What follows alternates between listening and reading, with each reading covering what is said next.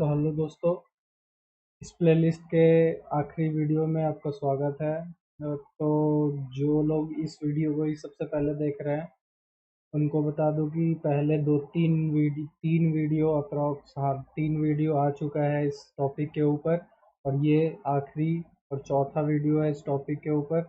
इसमें हम फाइनल सारे सेटअप को एक संग कैसे इनिशिएट करेंगे और कैसे उससे ट्रेड लेंगे ये देखेंगे। सबसे पहला वीडियो में हमने पता पता चला कि कैसे स्टॉक को पिक करना है और उसका टेक्निकल में हल्का सा क्या देखना है कि वो स्टॉक मेरे बाई साइड के लिए है कि नहीं है।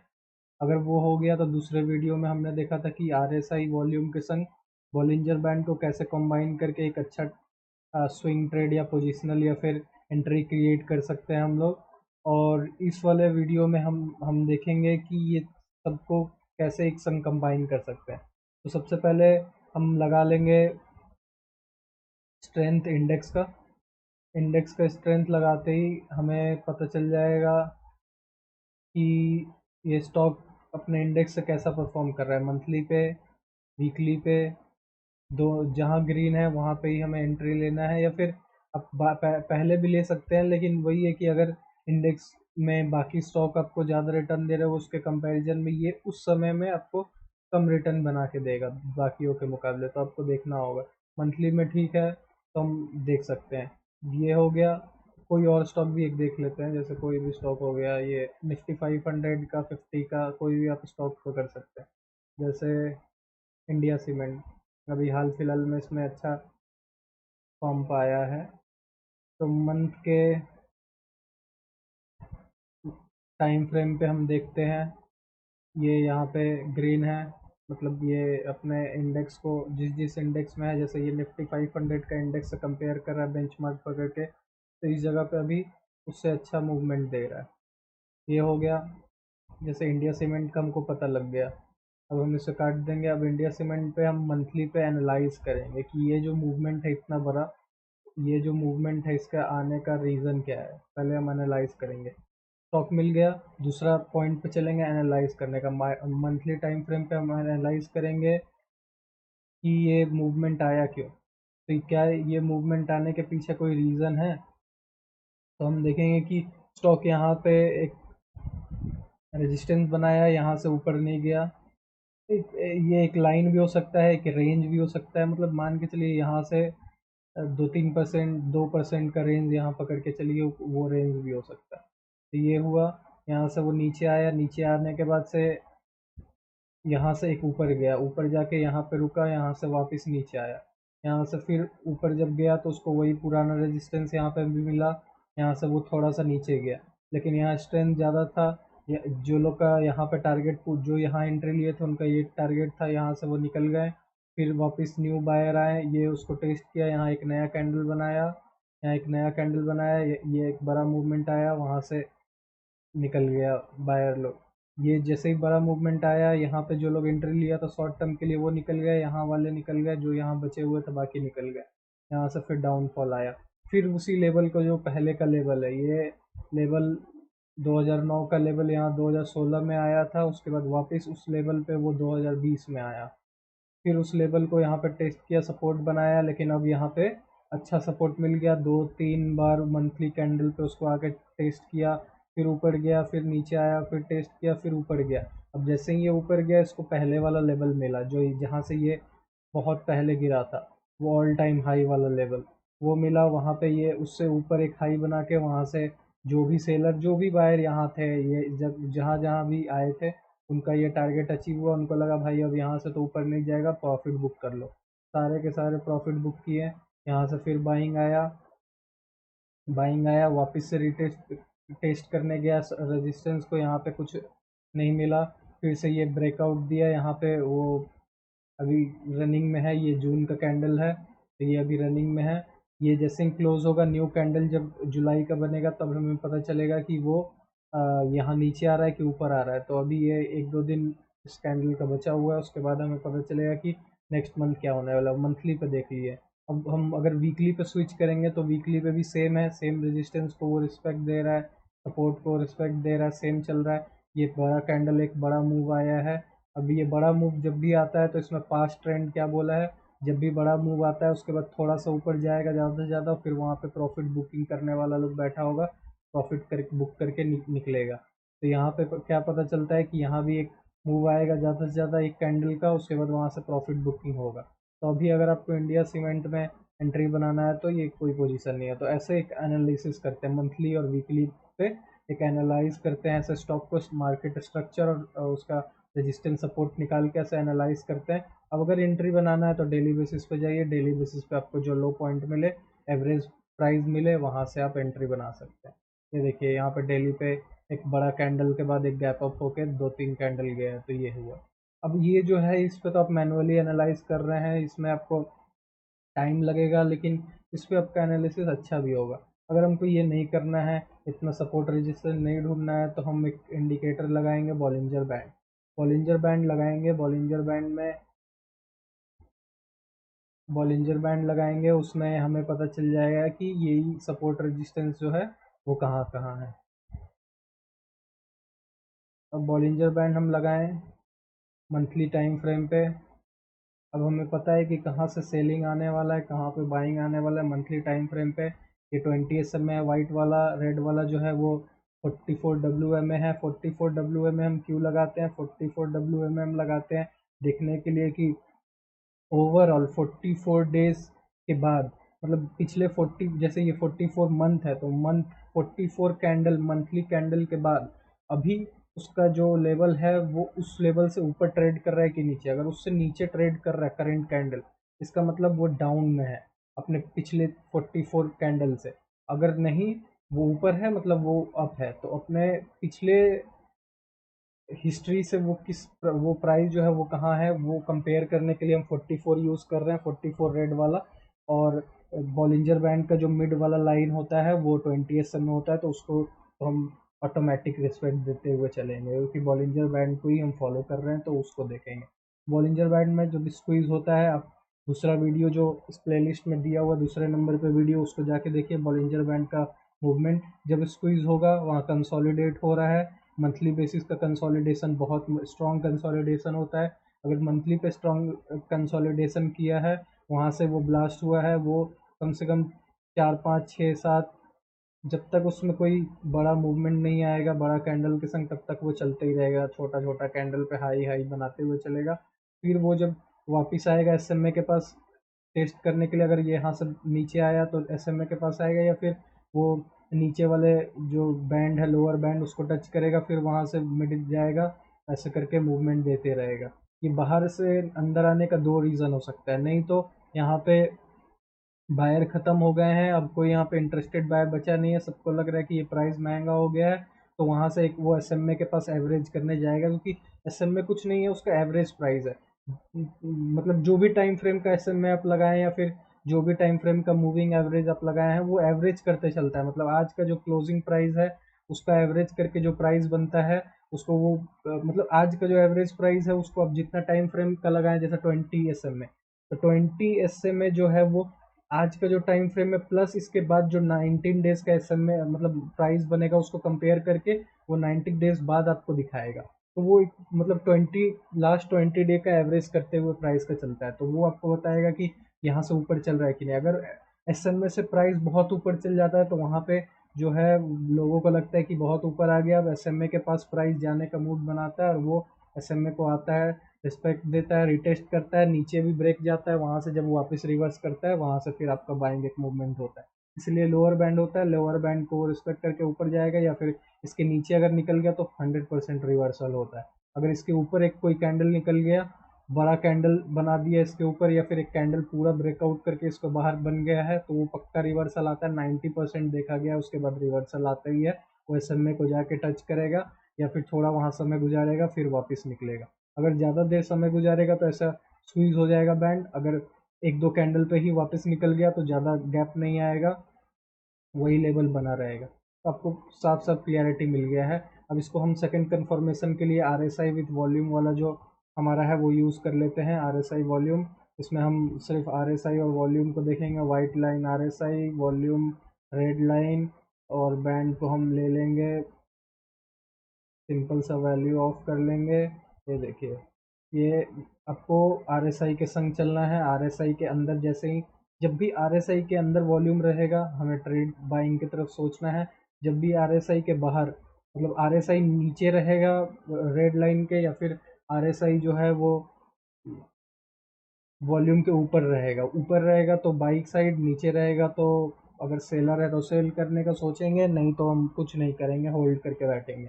अब देखिए यहाँ से ये नीचे गिरा गिरा हुआ है इस पोजीशन में, यहाँ पे आरएसआई जो है वो नीचे है ऊपर है। अब स्टैटिक मार्केट में तो कुछ भी चार्ट बना हुआ है, यहाँ पे आप 10 में से 9 इंडिकेटर आपको सिग्नल आपके फेवर में दिखाएगा। मूविंग मार्केट का बात अलग है, तो आप इंट्राडे तो कर नहीं रहे कि मूविंग मार्केट है। आप डे वीक मंथ का जो एनालाइज करेंगे, एक दिन में कुछ ज़्यादा उलट फेर नहीं होगा। तो एक अगर वीकली में मेरा बाइंग है तो एक दिन में चेंज नहीं हो जाएगा। अगर अगले दिन एक दिन में चेंज हुआ तो हम अगले दिन डिसीजन ले लेंगे कि जाना है कि नहीं जाना अगले दिन के कैंडल पे। तब सिंपल है, ज़्यादा कोई ये नहीं है, और आपको पूरा मार्केट पे बैठे रहने का जरूरत नहीं है। बस आप अलर्ट लगाइए अपने लेवल्स के ऊपर, और बस वहाँ से वेट कीजिए लेवल आने का, बाई कीजिए, वेट कीजिए टारगेट आने का, सेल कीजिए, सिंपल है।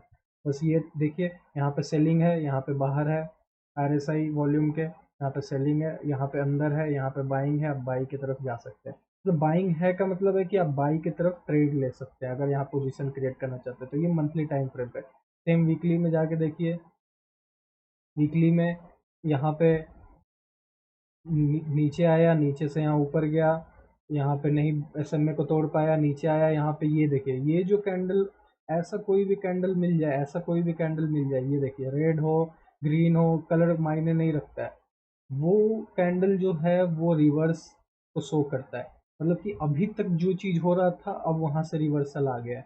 मतलब नीचे का अगर शैडो जो है वो बड़ा बनता है और बॉडी जो है वो बड़ा बन जाता है, तो बात वहाँ पे जो कलर डिनोट कर रहा है कैंडल उसके फेवर में जाएगा। लेकिन अगर ये जो बॉडी है उसके मुकाबले जो शैडो है वो किसी साइड भी बड़ा बन जाता है, तो मतलब उस जो अभी तक चल रहा था मामला उससे रिवर्स होने वाला है।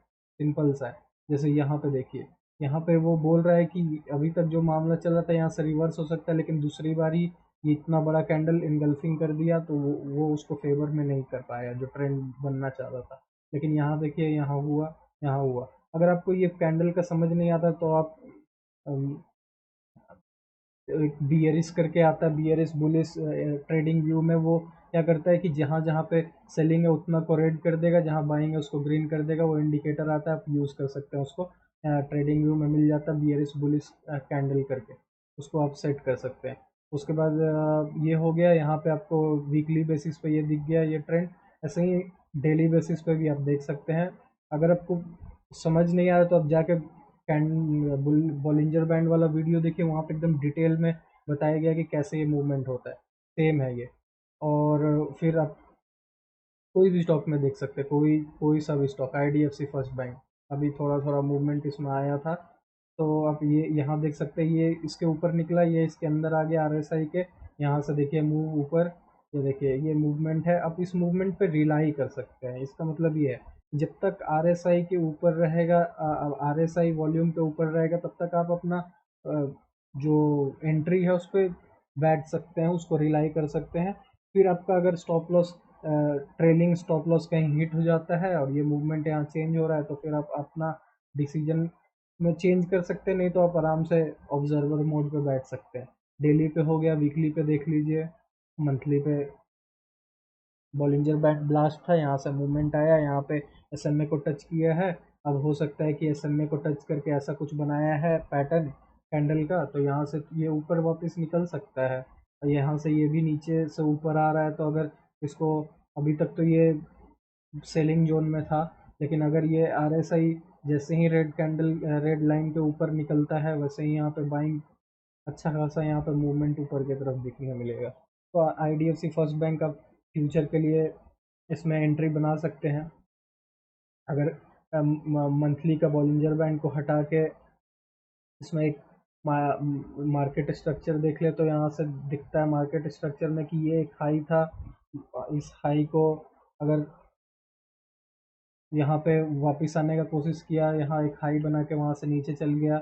ये हाई पहले का भी हाई था, तो ऐसा नहीं है कि यहाँ नया एक हाई बनाता है तो कोई रीजन से ऐसे नीचे चल जाएगा, पहले भी वहाँ कहीं हाई होगा पिछले हिस्ट्री में उसके।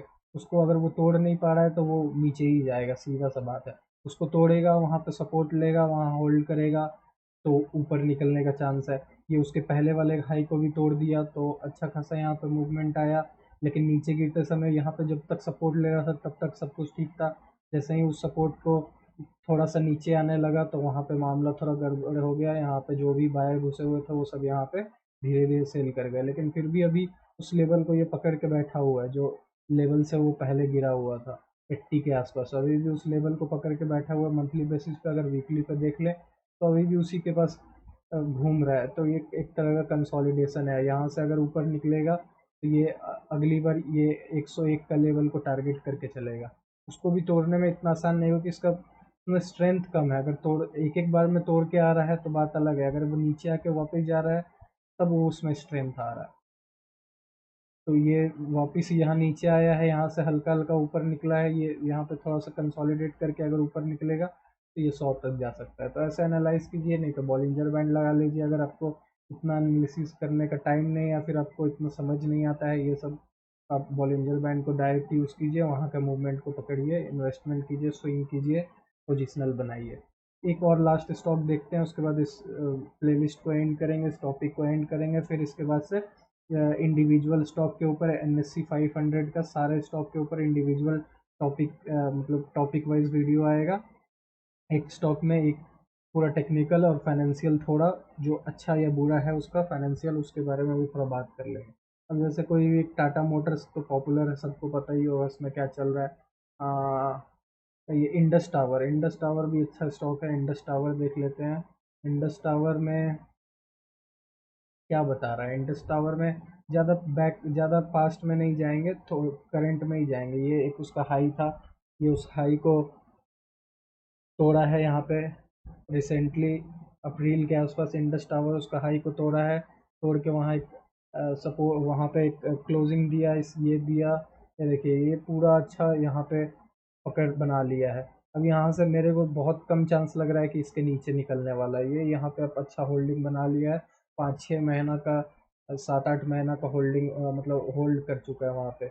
ये वीकली है तो ये वीक का मेरे को लगा मंथ का है, तो ये वीक का अच्छा खासा यहाँ पे पकड़ बना लिया है। तो अब इसका नेक्स्ट टारगेट अपने कोई पुराना कोई हाई होगा तो उसको उसका होगा, नहीं होगा तो अभी न्यू हाई अगर ये बनाया है तब यहाँ से वो थोड़ा सा होल्ड करके ऊपर निकल सकता है। मान के चलिए कि जैसे 138 से ये 314 तक आया है तो लगभग लगभग इसका 50-60% यहाँ से ऊपर भी मूवमेंट दे सकता है। और वो थोड़ा नीचे ऊपर होते हुए भी जा सकता है, ये डायरेक्ट भी जा सकता है। तो यही मूवमेंट यहाँ भी मिल सकता है आपको। तो ऐसे ही आप बॉलिंजर बैंड इसमें भी यूज़ कर सकते हैं। अगर ये सब हटा दें, बॉलिंजर बैंड लगाएं सीधा, बॉलिंजर बैंड में भी आप देख सकते हैं कि एक बार जो कंसोलिडेट कर रहा था, कंसोलिडेट करने के बाद एक बार जब वो निकलना चालू किया वीकली में, और जब RSI जब भी रेड के ऊपर था वहाँ वहाँ बाई करते हुए आप चलिए, और जब जब आपको लगता है कि टारगेट हिट हो गया वहाँ से निकल जाइए। देखिए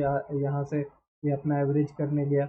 जैसे एवरेज करने वो तब जाएगा जैसे यहाँ पे तो वो SMA के पास पास चल रहा है, यहाँ कोई दिक्कत नहीं है। लेकिन जैसे ही 2-3 कैंडल, जिस भी टाइम फ्रेम में आप देखिए, 2-3 कैंडल, 4 कैंडल, 5 कैंडल अगर वो दूर हो गया अपने SMA से, तो नहीं तो SMA को मुड़ के उसके क्लोज जाना होगा, नहीं तो प्राइस को टूट के उसके पास आना होगा। एवरेज प्राइस और रियल प्राइस में डिफरेंस ज़्यादा देर का नहीं रहता है। तो एवरेज प्राइस के पास प्राइस आएगा, नहीं तो प्राइस एवरेज के पास जाएगा, दोनों में से कुछ ही एक होगा। तो ये टूट के आया यहाँ पे, यहाँ से वापस निकला। अब ये इसके पास जाके हो सकता है वापस फिर आए, जो भी हो सकता है। आपको चार्ट पे बैठना पड़ेगा, चार्ट पे ऑब्जर्वर मोड पे देखना पड़ेगा, जहाँ एंट्री मिलेगा वहीं लेना होगा, तभी आपका प्रॉफिट बनेगा। जैसे यहाँ पे जो एंट्री का वेट कर रहे थे इस जगह पे नहीं लेके यहाँ एंट्री लिए हैं, उनका भी प्रॉफिट में होगा। लेकिन जो अंधाधुन बिना एनालिसिस किए जहाँ भी ट्रेंड के संग खरीदते हैं, वो यहाँ पे खरीदे हैं, वो होल्ड पे बैठ गए होंगे, उनका टारगेट कहीं और का होगा, वो तो अचीव होगा ही नहीं, और वो स्टॉप लॉस भी हिट करा दिया होगा। नहीं तो अगर वो लॉस लेने को तैयार नहीं है तो वो अपना होल्डिंग पे बैठे होंगे, उनका लाल हो गया होगा यहाँ पे इन्वेस्टमेंट। अब यहाँ से जब वो वापस उनके लेवल को तोड़ के ऊपर निकलेगा तब उनका कुछ यहाँ चांस बनेगा। तो यही देखना होगा आपको, सही जगह पे इन्वेस्ट कर, टाइम पे इन्वेस्ट करना होगा, तभी आप ग्रीन में रहेंगे। नहीं तो कितना भी इंडेक्स भाग ले, कितना भी कुछ भी भाग ले, अगर आपका एंट्री सही जगह नहीं है आप हमेशा रेड में रहेंगे, कितना भी इंडेक्स भागे, लोगों का प्रॉफिट भागे, आपको उतना प्रॉफिट नहीं होगा। तो आपका एंट्री पॉइंट हमेशा ट्रेंड के संग होना चाहिए, ट्रेंड के विपरीत नहीं होना चाहिए। जहाँ ट्रेंड बोल रहा है कि अब नीचे जाने वाले हैं, यहाँ पे बोल रहा है कि RSI वॉल्यूम के नीचे जा चुका है, यहाँ पे बोल रहा है कि RSI वॉल्यूम के नीचे क्रॉसओवर दे रहा है। आप यहाँ पे देख रहे हैं इनडिसीजन कैंडल ये बन रहा है, ये इनडिसीजन है। यहाँ पे ना बायर समझ पा रहा है कि क्या करे, ना सेलर समझ पा रहा है क्या करे, 2 वीक से इनडिसीजन हो रहा है। आप यहाँ पे कैसे बाई कर रहे हैं? आप यहाँ पे बाई करेंगे तो आपके संग तो गलत तो हो गई। तो आपको थोड़ा सा समझना पड़ेगा प्राइस एक्शन को। अगर प्राइस एक्शन को समझेंगे, आपके संग हमेशा अच्छा ही होगा। नहीं समझ में आता है, आप थोड़ा एनालाइज कीजिए, एक दो कैंडल को पकड़िए, एक दो चार्ट को पकड़िए, उस पर थोड़ा टाइम दीजिए कि ये होने का रीज़न क्या है, इस मूवमेंट का रीज़न क्या है। ये हो गया। अब जैसे टॉपिक तो ख़त्म हो गया है, यहाँ पे पूरा टॉपिक एक्सप्लेनेशन हो गया। मेरे पास एक इंडिकेटर है जिसको हम पर्सनली यूज़ करते हैं, उसका हम थोड़ा सा एक डेमो आपको दे देते हैं। ये शेयर तो हम करेंगे नहीं कभी भी जब तक हम इस पे और 25 30 50 ट्रेड इसके सहायता से सक्सेसफुल ना कर लें। अभी तक हम जितना किए उतना के हिसाब से मेरे को खुद भी बिना इंडिकेटर के भी, खुद बहुत ज़्यादा बिना कोई इंडिकेटर के भी सिर्फ support resistance price action volume के संग भी हम बहुत अच्छा ट्रेड निकाल लेते हैं। लेकिन ये सिर्फ हम एक कंफर्मेशन के लिए क्रिएट किया है, जो कभी कभी हम उसका मूवमेंट का हेल्प ले लेते हैं। जैसे यहाँ पे एरो एक कोड से बनाया गया है जिसमें बताता है कि कहाँ पे लोग बाइंग किए हैं या फिर कहाँ पे बाई करना सही पॉइंट रहता है इस स्टॉक में। तो अगर हम जैसे बॉलिंजर बैंड को हटा दें, बॉलिंजर बैंड को हटा देने के बाद सिर्फ हमारे पास WMA है, WMA के ऊपर स्टॉक है, हम बाइंग की तरफ देखेंगे, संग में RSI का मूवमेंट देख लिए। और जैसे ये हो गया, अभी हम ये एरो को फॉलो करेंगे। एरो जब बोल रहा है बाइंग का तो बाइंग करेंगे, जब बोल रहा है सेल करने का तो हम सेल करेंगे। लेकिन डायरेक्ट नहीं होता है, उसका थोड़ा क्राइटेरिया होता है कि जब वो बाई बोला तो उसके बाद कुछ क्राइटेरिया को देखते हुए चलना है। जैसे बता देते हैं कि कैसे देखना है। जैसे यहाँ पे इस कैंडल पे वो बोला है बाई करने के लिए, इसका मतलब कि रेड कैंडल था लेकिन वहाँ पे कुछ तो अंदर में हो रहा था। जैसे मान के चलिए ये डेली कैंडल पे यहाँ पे बोला है बाई करने, अब वो बाई करने जब भी मेरे को बोलेगा तो हम पहला तो क्या देखेंगे, ये RSI वॉल्यूम के नीचे है, वाइट लाइन वॉल्यूम के नीचे है, नहीं लेंगे आप बाई। वेट करेंगे RSI को ऊपर निकलने का। यहाँ पे वो निकल गया ऊपर, यहाँ पे पहले से बाइंग आया हुआ है, यहाँ ऊपर निकल गया। अब हम क्या करेंगे, कोई भी कोई भी ड्राइंग टूल लेंगे, जैसे हम रेक्टेंगल वाला लिए हैं। अब मान के चलिए यहाँ पे वो निकल गया, इस जगह पे निकला। अब इसका हाई लो को हम मार्क कर लेंगे डेली कैंडल के। अब हम वेट करेंगे, यहाँ पे अगर नेक्स्ट डे इस यहाँ पे अगर हम जैसे 45 मिनट में गए और इस वाले लेवल पे, वो जो हम लेवल मार्क किए थे उस लेवल पे अगर मेरे को कोई पॉइंट मिलता है, जैसे कि वो मिड पे आके रिटेस्ट करके निकला तो वहाँ पॉइंट मिला तो हम बाइंग लेंगे। नहीं तो नेक्स्ट डे जैसे ही यहाँ पे कोई सपोर्ट क्रिएट करेगा, नेक्स्ट डे जैसे ही वो कोई सपोर्ट क्रिएट करेगा उस लेवल पे, जैसे यहाँ पे नेक्स्ट डे का कैंडल यहाँ सपोर्ट क्रिएट किया, हम यहाँ पे एंट्री ले लेंगे। आराम से वेट करेंगे जब तक वो टारगेट मेरा हिट नहीं करता या फिर इंडिकेटर मेरे को सिग्नल नहीं देता सेल का। जैसे यहाँ सेल दिया, वहाँ से बड़ा गिरावट आया अगले ही दिन, तो और यहाँ वो फिर बाई दे रहा है, वैसे ही निकल रहा है। तो मतलब ये मेरा एक इंडिकेटर बनाया हुआ है, जो भी हम अभी तक स्ट्रैटेजी लगाते हैं उसको हम कोड फॉर्म में बना दिए हैं। उस हिसाब से वो स्ट्रैटेजी, मेरे स्ट्रैटेजी के हिसाब से वो मेरे को बाइंग सेलिंग देता है। उसके बाद से हम खुद का अभी एक एनालिसिस करते हैं कि भाई देख यहाँ पे वो बाई दिया है, लेकिन यहाँ पे अभी वॉल्यूम स्ट्रेंथ के हिसाब से दोनों बराबर नहीं है। जब वॉल्यूम मेरे स्ट्रेंथ स्ट्रेंथ जो है वो मेरे वॉल्यूम से भी ज़्यादा रहेगा तभी हम बाई लेंगे और तभी हम स्टॉक में घुसेंगे। तो ये अपना अपना एक ये डिसिप्लिन होता है, डिसिप्लिन को फॉलो करेंगे आपको प्रॉफिट मिलेगा। कंसिस्टेंट प्रॉफिट कमाना है, डिसिप्लिन सबसे ज़्यादा ज़रूरी है। तो ये डिसिप्लिन हो गया।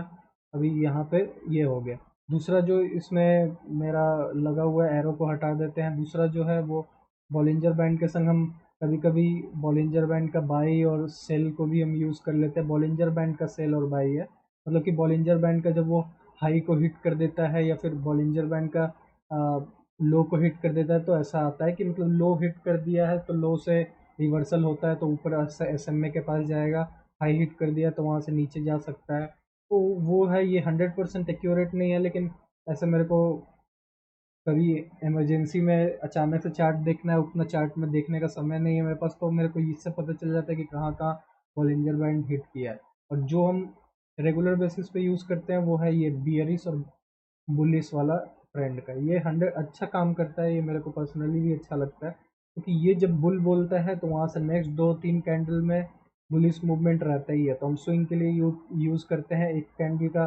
जैसे यहाँ पे वो बुल बोला, हम इसका हाई मार्क किए डेली बेसिस पे 45 मिनट पे, जैसे ही इसके ऊपर कोई कैंडल बनेगा वहाँ से एक छोटा मूव पकड़ लेंगे या फिर तब तक उसको कैरी फॉरवर्ड करेंगे जब तक मेरा कोई टारगेट हिट नहीं होता। जैसे हम यहाँ पे एंट्री लिए हैं, अगर हम यहाँ तक के लिए वेट कर सकते हैं तो वेट करेंगे। अब देखिए सब कुछ सेंटिमेंट का है, अगर मेरे को लगता है कि वो ऊपर जा सकता है, यहाँ पे नीचे देखते हैं यहाँ से लगता है तो हम बैठे रहते हैं।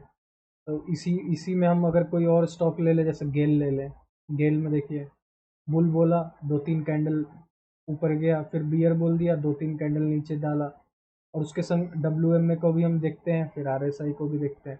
तो यही है, आपका सेटअप एक मजबूत होना चाहिए, कंफर्मेशन आपका होना चाहिए, डिसिप्लिन होना चाहिए, प्राइस एक्शन वॉल्यूम को आपको समझना पड़ेगा। तो आपको ये 4 वीडियो से बहुत अच्छा अंडरस्टैंडिंग मिल जाएगा। इसके बाद जो भी टॉपिक वाइज वीडियो आएगा स्टॉक वाइज, उसमें हम इतना ज़्यादा डिटेल में टेक्निकल का बात नहीं करेंगे, हम सिर्फ बताएंगे कि कहाँ से हमें एंट्री लेना चाहिए, कहाँ का हमें वेट करना चाहिए, किस वाले ब्रेकआउट का वेट करना चाहिए, और क्या फाइनेंशियल इस फेवर में जा सकता है कि ये ब्रेकआउट पे अच्छा सपोर्ट मिलेगा और यहाँ से स्टॉक ऊपर जाएगा कि नहीं, वो हम सिर्फ इतना ही बात करेंगे। बाकी टेक्निकल के लिए आपको ये प्लेलिस्ट रेफर करना ही पड़ेगा।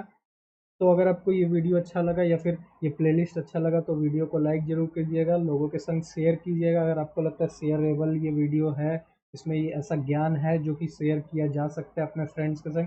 अब वीडियो को जरूर शेयर कीजिएगा, चैनल को सब्सक्राइब कीजिएगा, क्योंकि आने वाला जो कंटेंट है वो एक ऐसा कंटेंट है जिसके लिए आप टेक्निकल और जो भी आपका लेबल्स है वो उसके लिए आप टेलीग्राम चैनल ज्वाइन करके बैठे हैं, पेड बहुत लोग बेच रहे हैं, लेकिन वो सब कुछ आपको डिटेल में फ्री में मिलेगा। तो आप वीडियो को लाइक करके चैनल को सब्सक्राइब जरूर कर लीजिएगा, और जितना बेहतर से बेहतर हो सके वीडियो आने का कोशिश करेगा। और अगर आपको कुछ कमेंट में बोलना है, अगर कुछ रिक्वायरमेंट है या फिर कुछ गलत लगा वीडियो में या फिर कुछ इम्प्रूव करने का ज़रूरत है तो वो भी कमेंट में ज़रूर बताइएगा। तो मिलते हैं किसी और वीडियो में। इस वीडियो को देखने के लिए धन्यवाद।